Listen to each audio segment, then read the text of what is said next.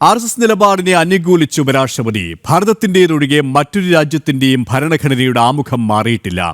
ഭരണഘടനയുടെ ആത്മാവാണ് ആമുഖം. ആമുഖത്തിൽ മാറ്റം വരുത്തിയാണ് സോഷ്യലിസ്റ്റ്, മതേതരം എന്നീ വാക്കുകൾ ചേർത്തതെന്നും ഉപരാഷ്ട്രപതി ചൂണ്ടിക്കാട്ടി. The preamble of any constitution is its soul. The preamble of Indian constitution is unique. The preamble has been imparted by we the people of India and friends.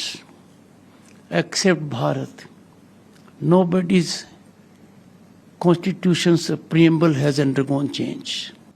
But this preamble for Bharat was changed by 42nd Constitutional Amendment Act of 1976, adding words socialist, secular and integrity. വിവരങ്ങളുമായി ഡൽഹിയിൽ നിന്നും ജിഷ്ണു കൃഷ്ണൻ ചേരുകയാണ്. Jishnu, RSS നിലപാടിനെ അനുകൂലിച്ചിരിക്കുകയാണ് ജഗ്ദീപ് ധൻകർ. ഉപരാഷ്ട്രപതി എന്തൊക്കെ കാര്യങ്ങളാണ് വ്യക്തമാക്കിയത്?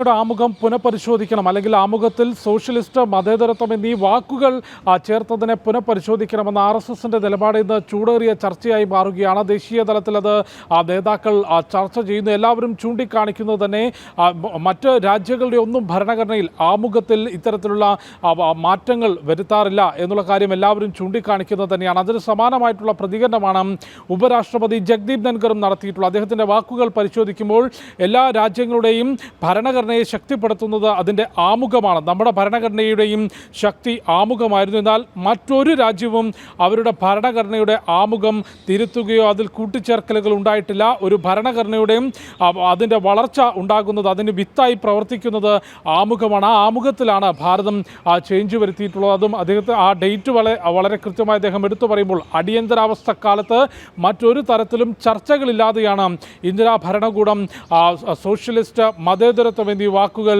ഭരണഘടനയുടെ ആമുഖത്തിൽ കൂട്ടിച്ചേർത്തിട്ടുള്ളത്. ഉപരാഷ്ട്രപതി ചൂണ്ടിക്കാട്ടിയിട്ടുള്ളത് ആമുഖം എന്നത് ഭരണഘടനയുടെ ആത്മാവാണ്. ആ ആത്മാവിൽ നിന്നാണ് ഭരണഘടന വളരുന്നത്. വളരെ കൃത്യമായി നീണ്ട ചർച്ചകൾക്കൊടുവിലാണ് അത്തരത്തിലൊരു ആമുഖം നമ്മുടെ ഭരണഘടനാ ശില്പികൾ, അതിൻ്റെ ചർച്ചയിൽ പങ്കെടുത്തവർ വിവിധ രീതിയിലുള്ള ചർച്ചകൾ ചെയ്തുകൊണ്ടാണ് അത്തരത്തിലൊരു ആമുഖം തയ്യാറാക്കിയിട്ടുള്ളത്. പിന്നീട് അതിലൊരു മാറ്റം വരുത്തിക്കൊണ്ടാണ് സോഷ്യലിസ്റ്റ്, മതേതരത്വം എന്നീ വാക്കുകൾ കൂട്ടിച്ചേർത്തത്. അതിൻ്റെ ആവശ്യകത എന്തായിരുന്നു എന്ന ചോദ്യമാണ് ഉപരാഷ്ട്രപതി ജഗ്ദീപ് ധൻകറും ഉയർത്തിയിട്ടുള്ളത്. ഏതായാലും ആമുഖത്തിൽ മതേതരത്വം, സോഷ്യലിസം സോഷ്യലിസ്റ്റ് എന്നീ വാക്കുകൾ കൂട്ടിച്ചേർത്തത് പുനഃപരിശോധിക്കണം എന്ന RSSന്റെ നിലപാട് ഇന്ന് വിശദമായി തന്നെ ചർച്ച ചെയ്യപ്പെടുന്നു. കഴിഞ്ഞ ദിവസം അടിയന്തരാവസ്ഥയുടെ 50ാം വാർഷികവുമായി ബന്ധപ്പെട്ട പരിപാടിയിൽ സംഘത്തിൻ്റെ സർക്കാര്യവാഹ് ദത്താത്രേയ ഒസഫളെയായിരുന്നു ഇത്തരത്തിലൊരു പ്രതികരണം മുൻപോട്ട് വെച്ചത്. അദ്ദേഹം വളരെ കൃത്യമായി ചൂണ്ടിക്കാട്ടിയത് വളരെ നീണ്ട ചർച്ചകൾ, ബൃഹത്തായ ചർച്ചകൾ നമ്മുടെ ഭരണഘടനാ ശില്പി BR അംബേദ്കറുടെ നേതൃത്വത്തിൽ ഈ ആമുഖം തയ്യാറാക്കുന്നതിന് നടന്നിരുന്നു. അത്തരത്തിൽ നീണ്ട ചർച്ചകൾക്കൊടുവിലാണ് ആമുഖം തയ്യാറാക്കപ്പെട്ടത്. എന്നാൽ അടിയന്തരാവസ്ഥയുടെ ഇരുണ്ട നാളുകളിൽ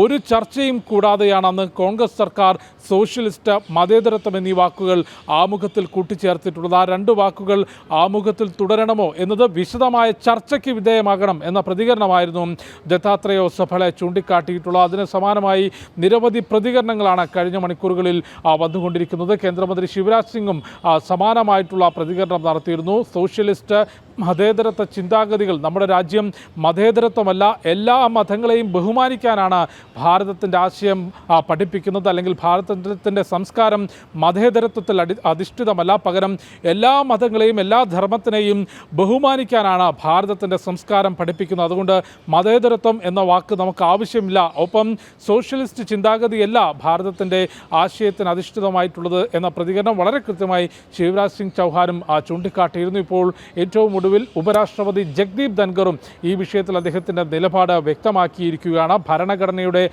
ആമുഖം എന്നുള്ളത് ആ ഭരണഘടനയുടെ ആത്മാവാണ്. മറ്റൊരു രാജ്യത്തും അത്തരത്തിൽ ആമുഖം തിരുത്തുകയോ അതിൽ കൂട്ടിച്ചേർക്കലുകൾ ഉണ്ടാവുകയോ ചെയ്തിട്ടില്ല. പക്ഷേ ഭാരതം 1976 42ാം ഭേദഗതിയിലൂടെ സോഷ്യലിസ്റ്റ്, മതേതരത്വം എന്നീ വാക്കുകൾ കൂട്ടിച്ചേർക്കുകയായിരുന്നു എന്നാണ് ഉപരാഷ്ട്രപതി ചൂണ്ടിക്കാട്ടിയത്. RSS നിലപാടിനെ അനുകൂലിച്ച് ഉപരാഷ്ട്രപതി ജിഷ്ണു കൃഷ്ണനാണ് ഡൽഹിയിൽ നിന്നും വിവരങ്ങൾ നൽകിയത്.